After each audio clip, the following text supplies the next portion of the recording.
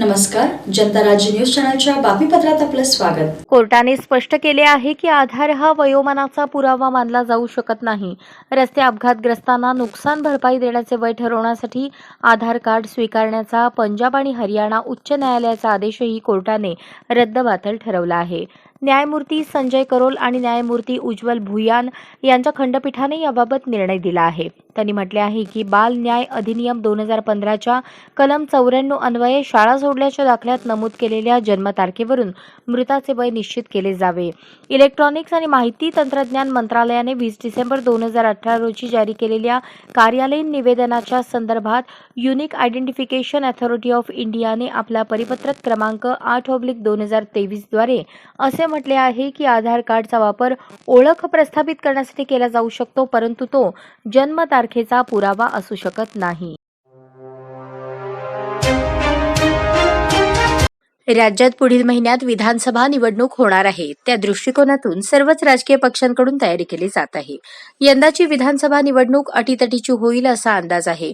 दरम्यान महायुतीच्या तीनही घटक पक्षांकडून आपल्या उमेदवारांची पहिली यादी जाहीर करण्यात आली आहे। मात्र अजूनही अशा काही विधानसभेच्या जागा आहेत त्यावर अद्यापही तोडगा निघाला नसल्याने तिथे महायुतीचा उमेदवार ठरलेला नाही।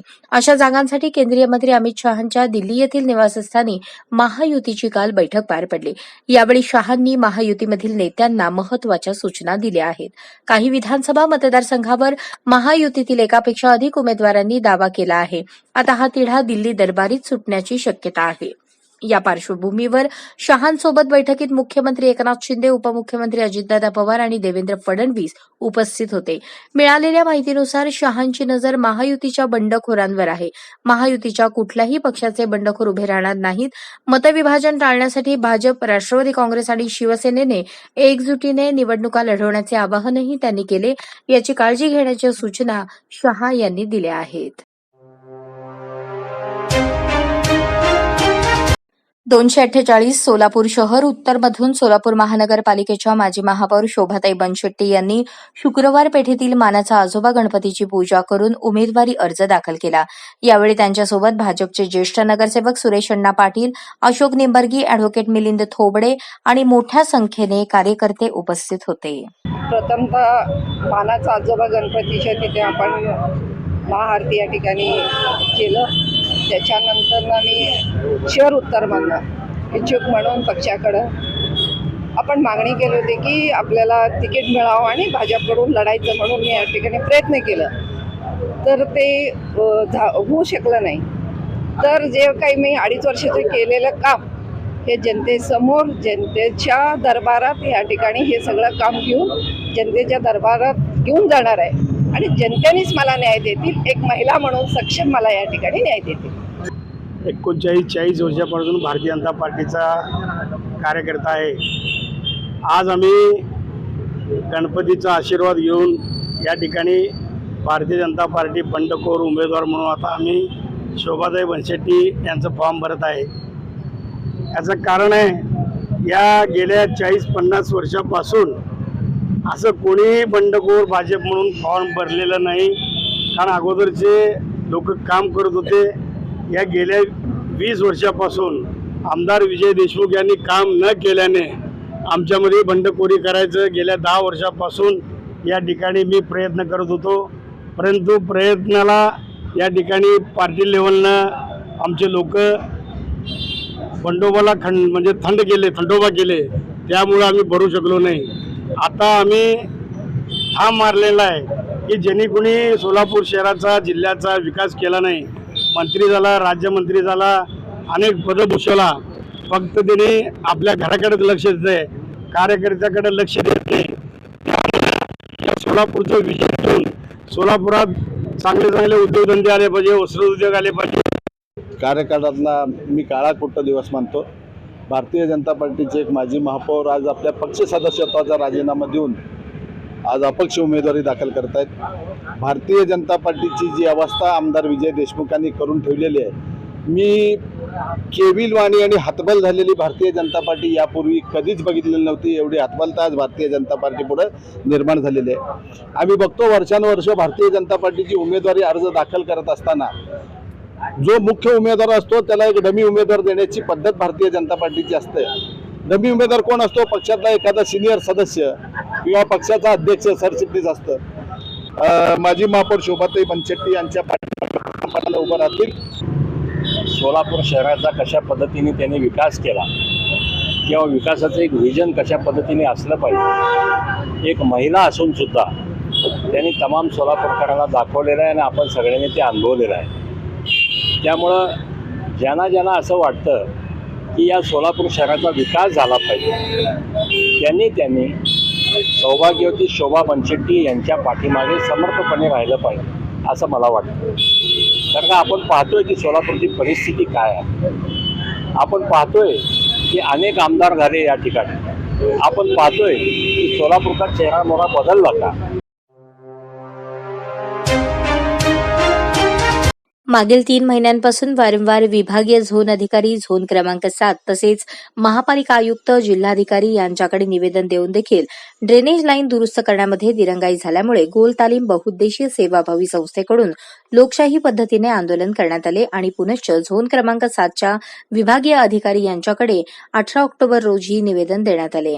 चेतन प्रचंडे यांच्याकडून काम करून घ्यावे असे सांगितले तरी तक्रारधारक अंबादास हनुमंतू दलशिंगे यांनी जेई चेतन प्रचंडे यांना फोनच्या माध्यमातून तक्रारीची अडचण सांगितली तरी कोणत्याही प्रश्नाचे निवारण न झाल्यामुळे त्या जागेत राहणाऱ्या वयोवृद्ध, आजारी असणाऱ्या महिला आणि मुलींनी दत्त चौक मिनी झोन जेई चेतन प्रचंडे यांच्या कार्यालयात 23 ऑक्टोबर रोजी जाऊन झालेल्या अडचणीची आणि गैरसोयीबद्दल रोष व्यक्त केला. त्याप्रसंगी तक्रारधारक अंबादास हनुमंतू दलशिंगे, सरोजिनी जल्ला, ललिताबाई सोमनाथ, विजय सोमनाथ, सुनीताबाई बलपुरी, नीलू धनगर, लल्लूबाई दलशिंगे, पार्वती दलशिंगे तसेच या प्रकरणामध्ये अग्रेसर राहून गोल तालीम बहुउद्देशीय सेवाभावी संस्थेचे संस्थापक अध्यक्ष योगेश पीरचंद सलगर यांनी या प्रकरणाचा पाठपुरावा करून झालेल्या दिरंगाईबद्दल निषेध व्यक्त केला. तसेच लवकरात लवकर या तक्रारधारकांना न्याय न मिळाल्यास तीव्र आंदोलन छेडण्यात येईल असे सांगण्यात आले. या प्रसंगी बहुसंख्य तक्रारदार उपस्थित होते. 21 पूर्व मंगळवार पेठ येथे राहणार आहे. सरोजनी नागनाथ जल्ला. मला पॅरेलसचा त्रास आहे. मी आजारी होऊन 3 वर्ष झाले. मला लघवी संडासचा त्रास आहे. शुगर पेशंट आहे. मला काय तर झालं मग काय तुमच्यावर जबाबदारी आहे नागरिकावर. आमच्या वाड्यात सर्वांना त्रास व्हायला आहे. कोण आहे अधिकारी? त्या आणि अधिकाऱ्यांनी दक्षता घ्यावी. एक न्यायमंडळाने 5 ते 6 कुटुंब, टोटल 30 ते 40 संख्या वयोवृद्ध लोक व लहान लेकरं मिळून 30 ते 40 संख्या त्या वाड्यामध्ये राहत आहेत. त्यांना होणारा त्रास म्हणताना त्या ठिकाणी वारंवार जे आपण शौचालयाला किंवा संडास बाथरूमला जात आहोत त्या ठिकाणी ब्लॉकेज व्हायला आहे. ते ब्लॉकेज कधीपासून व्हायला लागले? स्मार्ट सिटीच्या माध्यमातून जे रोड केलं गेलं ते रोड करत असताना त्या ठिकाणी हेवी गाड्या फिरल्यामुळं तिथले काहीतरी पाईप फुटलेत असं या नागरिकांचा तक्रार आहे. पण याचा पाठपुरावा करण्यासाठी मी विभागीय अधिकारी झोन क्रमांक 7 मुजावर साहेब यांना निवेदनी अर्ज केलता. त्या निवेदन अर्जमध्ये असं नमूद केलं की आपण या ठिकाणी पाहणी करून जे काही दुरुस्तीचे व चोकअपचे काम आहेत ते करून घेण्यासाठी या कुटुंबाला, या नागरिकांना सहकार्य करावं. पण त्याचा अर्ज देऊन देखील त्याचा अर्जाची तारीख मी तुम्हाला सांगू शकतो कारण की ते अर्ज अजून माझ्या हातातच आहे. 26/7/2024 या तारखेला मी त्यांना अर्ज दिला तरीही कुठलंही काम अद्यापत्र त्या ठिकाणी नागरिकांना भेटून झालेलं नाही. पण त्यानंतर आम्ही आयुक्त मॅडमला देखील पत्र दिला व संस्थेच्या माध्यमातून आंदोलने देखील केले व काल परवा परत विभागीय अधिकारी झोन क्रमांक 7 मुजावर साहेब यांना परत आम्ही एक निवेदन दिलेलं आहे 18/10/2024 तर निवेदन देऊन त्यांनी विभागीय अधिकारी मुजावर साहेब यांनी आमच्या समक्षच जेही चेतन प्रचंडे यांना फोन लावले. फोन लावून आमच्या समक्ष सांगितले बाबा तुझ्या हातनं काम होतंय का नाही सांग, नाही तर मी दुसऱ्याकडनं करून घेतो. पण चेतन प्रचंडे यांनी तक्रारधारक अंबादास दलशिंगे यांना माझ्या समक्ष फोन लावून यांचे तक्रार ऐकून घेतले व यांच्या तक्रार निवारण करण्याचे असं त्यांना शब्द दिले. शब्द देऊन त्यांनी असं म्हणले की तुम्ही मला उद्या फोन करा, मी तुमचं 100% काम करून देईन. फक्त जागेची टॅक्स पोहोची काय तर प्रूफ असेल तर तुम्ही आम्हाला द्या.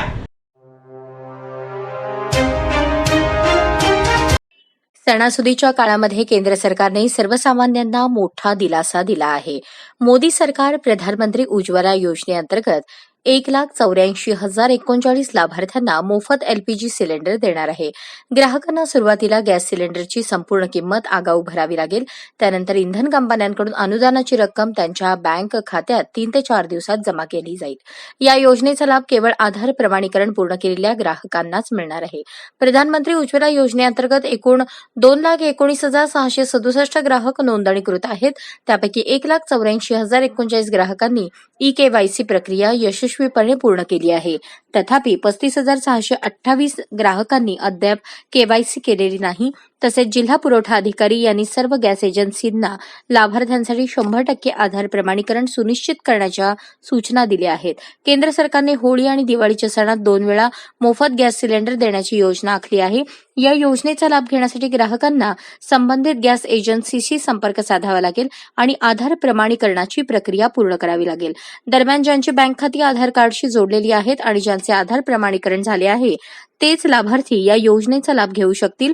या योजनेअंतर्गत 14.2 किलोचा सिलेंडर मोफत दिला जाणार आहे.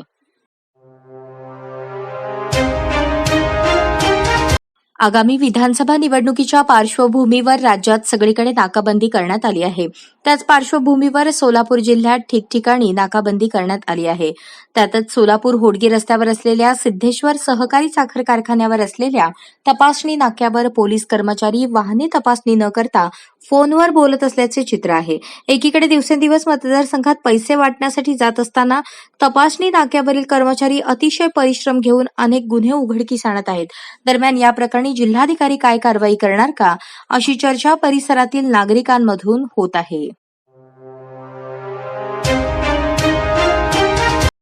248 शहर उत्तर मतदारसंघात शरद पवार गटाचे अधिकृत उमेदवार महेश अण्णा कोठे यांना उमेदवारी जाहीर झाल्याबद्दल मंगळवार पेठेतील त्यांच्या कार्यालयाजवळ भव्य जल्लोष करण्यात आला. यावेळी मोठ्या संख्येने कार्यकर्ते उपस्थित होते.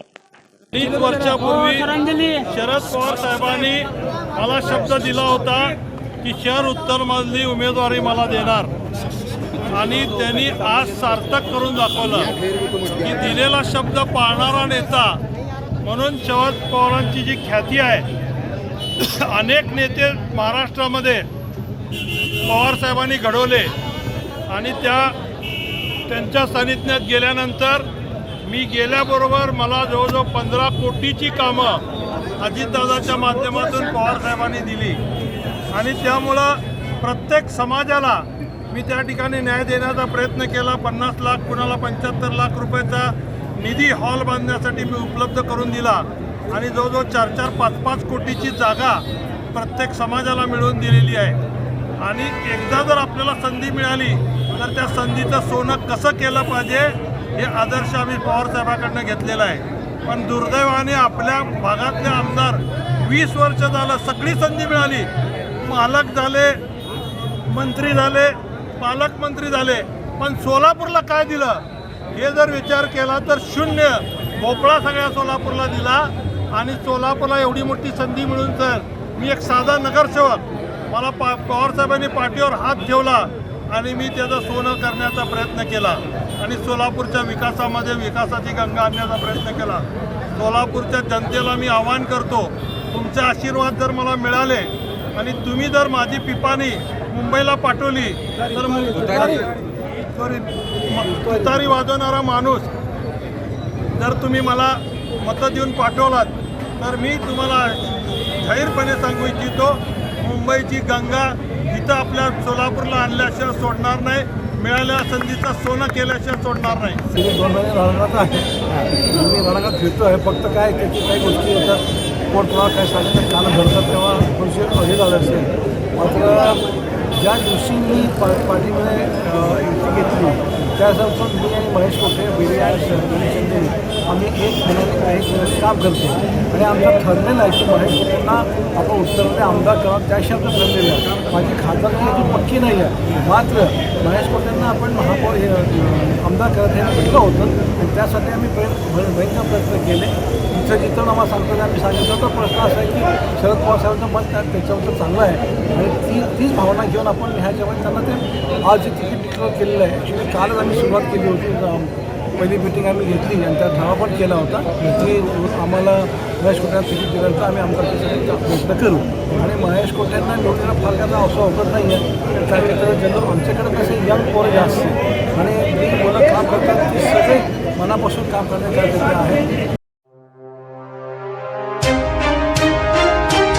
राष्ट्रवादी काँग्रेस पार्टीचे राष्ट्रीय अध्यक्ष अजितदादा पवार, प्रदेशाध्यक्ष खासदार सुनील तटकरे यांनी मोहोळचे विकासात्मक विद्यमान आमदार यशवंत माने यांना 247 मोहोळ विधानसभा मतदारसंघातून पुन्हा एकदा उमेदवारी दिली. गुरुपुष्यामृत दिनाच्या मुहूर्तावर यशवंत माने यांनी आपला उमेदवारी अर्ज सादर केला. महाराष्ट्र राज्य सहकार परिषदेचे अध्यक्ष राजन पाटील यांच्या नेतृत्वाखाली आणि आशीर्वादाने यशवंत माने यांनी पुन्हा एकदा उमेदवारी अर्ज दाखल केला. दरम्यान यशवंत माने यांनी उमेदवारी अर्ज दाखल केल्यानंतर मोहोळ येथे राष्ट्रवादी काँग्रेस पार्टीचे जिल्हाध्यक्ष संतोष पवार, प्रदेश उपाध्यक्ष किसन जाधव, कार्याध्यक्ष जुबेर बागवान, युवक प्रदेश सरचिटणीस चेतन नागेश गायकवाड, माजी परिवहन समिती सभापती आनंद मुस्तारे, महेश निकंबे, शहर उपाध्यक्ष उमेश जाधव यांनी यशवंत माने यांचा सत्कार केला. मोहोळ मतदारसंघात सर्वाधिक मताधिक्याने विजयी होऊ आणि मोहोळमध्ये राष्ट्रवादीचा झेंडा पुन्हा एकदा फडकवू असा विश्वास जिल्हाध्यक्ष संतोष पवार, कार्याध्यक्ष जुबेर बागवान यांनी व्यक्त केला. याप्रसंगी माणिक कांबळे, वसंत कांबळे, महादेव राठोड, पवन बरे यांची उपस्थिती होती.